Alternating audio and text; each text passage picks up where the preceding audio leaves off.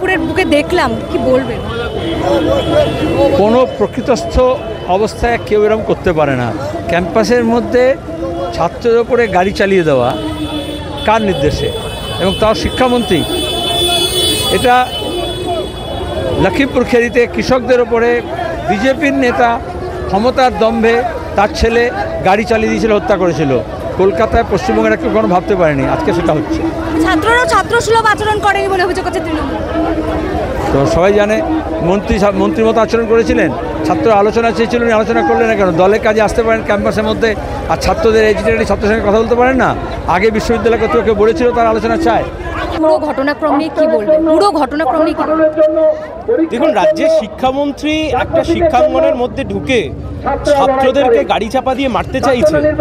পশ্চিমবঙ্গ সরকারের গাড়ি, government of West বেঙ্গলের গাড়ি, পাশে জাতীয় পতাকা লাগানো মন্ত্রীর গাড়ি। এখন কথা হচ্ছে খুব পরিষ্কার, এখন উনি আছেন কিভাবে এই পদে? ওনার উচিত অবিলম্বে পদত্যাগ করা, অবিলম্বে শিক্ষামন্ত্রীর পদত্যাগ চাই। মুখ্যমন্ত্রী এখনও কেন চুপ আছেন? যে মুখ্যমন্ত্রী পটু, যে কোনো বিষয়তে বয়ান দেওয়ার জন্য, বয়ানবাজি করবার জন্য, স্টেটমেন্ট দেওয়ার জন্য, সেই মুখ্যমন্ত্রী বা চুপ কিভাবে? একটা পশ্চিমবঙ্গ সরকারের গাড়ি একটা ছাত্রকে দিনের আলোয় পিষে মারতে চাইছে, আর শিক্ষামন্ত্রী নাটক করছেন, আর রাজ্যের মুখ্যমন্ত্রী চুপ করে বসে আছেন। আনফরচুনেট, এবং অবিলম্বে বহিষ্কার করা উচিত মন্ত্রিসভা থেকে ব্রাত্যবাবুকে। ছাত্রদের আচরণ নিয়ে কি বলবে? কারণ ছাত্ররাও ব্রাত্য বসুর গাড়ি ভাঙচুর করার চেষ্টা করেছে, ইট ছুঁড়েছে, কাঁচ ভেঙেছে, এই সমস্ত অভিযোগ এবং প্রকাশ্য ছবিও তো এসেছে সামনে। ছাত্ররা ছোটবেলায় দেখেছে হয়তো মমতা ব্যানার্জিকে আন্দোলন করতে, হতে পারে মমতা ব্যানার্জির থেকে শিখেছে ছাত্ররা। হতে পারে, যদি ধ্বংসাত্মক কিছু হয়ে থাকে, বাট উই বিলিভ না। এক প্রকার বাম অতিবাম বনাম যে ব্রাত্য বসু যে চিত্র আমরা দেখলাম শনিবার, তার প্রতিবাদে তোমরা সোমবার সারা ভারতবর্ষ জুড়ে একটা ধর্মঘট ডাকছো। প্রশ্ন উঠছে যে উচ্চ মাধ্যমিক পরীক্ষা শুরু সেদিন গোটা দেশ জুড়ে নেশন ওয়াইড প্রোটেস্ট কল দেওয়া হয়েছে। ধর্মঘটটা হবে হচ্ছে রাজ্যের বিশ্ববিদ্যালয়গুলোতে। আমরা এটা খুব স্পষ্টভাবে বলেছি, এটা ইচ্ছে করে পুলিশের একটা অংশ। কলকাতা পুলিশ, সিপি শুনলাম নাকি প্রেস কনফারেন্স করে বলেছে এসব। আমরা তো বলেছি বিশ্ববিদ্যালয়ের অভ্যন্তরে ধর্মঘট হবে, রাজ্যের সমস্ত বিশ্ববিদ্যালয়গুলোতে ছাত্র ধর্মঘট হবে। এর সাথে উচ্চ মাধ্যমিক পরীক্ষার্থীদের কি সম্পর্ক আছে? উচ্চ মাধ্যমিক পরীক্ষার্থীরা তারা পরীক্ষার সেন্টারে যাবে, পরীক্ষা দেবে ভালো করে, এই তো। বিশ্ববিদ্যালয়ের অভ্যন্তরে ছাত্র ধর্মঘট হবে, এবং তার পাশাপাশি উচ্চ মাধ্যমিক পরীক্ষার্থীদের যাতে কোনো সমস্যা না হয় তার জন্য প্রতিটা এক্সামিনেশন সেন্টারের বাইরে প্রতি বছরের মতো এবছরও এসএফআই হেল্প ডেস্ক করবে।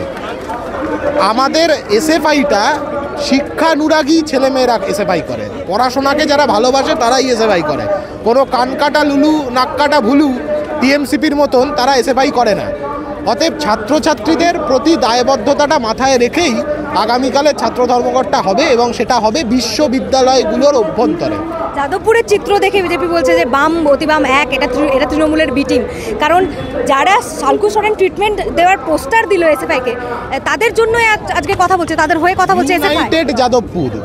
যদি গাড়ির তলায় টিএমসিপির কেউও পিষে যেত, টিএমসিপি করা একজন ছাত্র যদি গাড়ির তলায় পিষে যেত, এবং শিক্ষামন্ত্রী অ্যাজ আ ক্রিমিনাল তার যদি এটা মোটিভ হতো যে টিএমসিপির কাউকে পিষে দেবে, তাহলেও এসএফআই রাস্তায় নামতো সেই ছাত্রটার জন্য।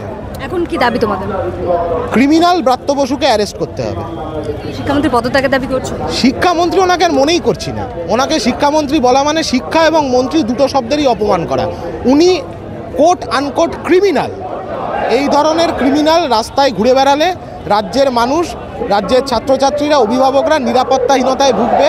এই রকম ক্রিমিনালের জায়গা হচ্ছে গড়াদের ওপারে, গড়াদের এপারে নয়। ইমিডিয়েট ওনাকে গড়াদের ওপারে পাঠানোর ব্যবস্থা প্রশাসনকে করতে হবে।